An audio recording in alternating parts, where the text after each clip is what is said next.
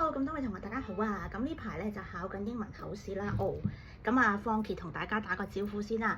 咁我真係想講翻咧，琴日嗰條題目嘅就係琴日星期二7點鐘嗰條題目，就係講 Hong Kong movie 嘅。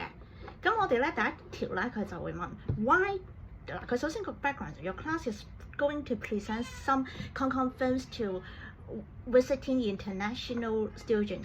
What do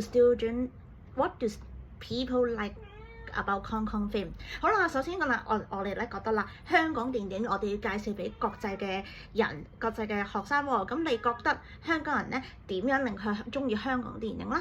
咁其實香港電影咧，你諗到係乜嘢啊？咁佢其實嗰個篇文咧，其實係有破地獄 Last Stand 呢個嘅例子嘅。咁我哋咧可以用個例子咧，例如就係話啦，今年嘅 Night King， 又或者2021年嘅Anita Mui。咁我哋喺 Anita Mui 身上，你會睇到係點樣 represent Hong Kong 啊 ？Anita Mui 佢就係講緊，佢其實講緊梅艷芳嘅一生啊嘛。咁梅艷芳嘅一生，佢成名嘅地方就係銅鑼灣利舞台。咁我哋可以話 ，we can know more about the Causeway Bay history in Anita Mui movie。好啦，跟住啦，我哋睇啦，仲有 Night King 係邊啊？講緊係尖沙咀嘅歷史啊嘛。咁我哋可以話 ，it is represent 尖沙咀 history。OK， 咁呢兩套電影咧，都係講緊咧香港嗰個特色嘅。咁我哋都會講到香港嘅 local culture or local characteristic。甚至香港嘅電影，你會覺得有咩啊？有獅子山精神喎 ，The Rock of Lion Spirit。The Rock of Lion Spirit。OK， 咁呢啲你都係可以講啦。第二就係話啦 ，What type of movie should be shared to international talent？ 因為咩電影咧？你可以話 documentary 啦。咁我就 Anita Mui 係一個 documentary 嘅電影啦。咁你就可以話 share to 個 international student 啦。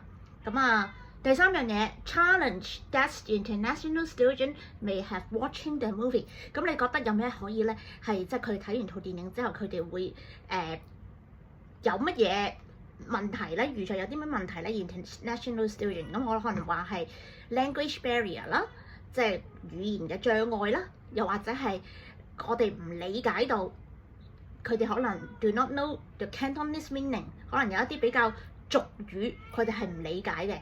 咁同埋咧，我想講就係如果你話係 to compare with 呢個叫做 foreign movie and Hong Kong movie， 咁你兩者比較咧，就係見到 Hong Kong movie low cost 係比較低成本，而 foreign movie for example Titanic with a high cost， 咁其實佢哋係高成本 and with many animation in foreign movie， 但係我哋會睇到香港嘅電影係冇咁多 Hong Kong movie do not have any animation with low cost。 咁呢個就香港電影嘅特色啦，我想講。咁其實咧，琴日咧就考完咧 DSE 啦，咁我就少少分析啦。咁之後祝大家 DSE 順利，多謝。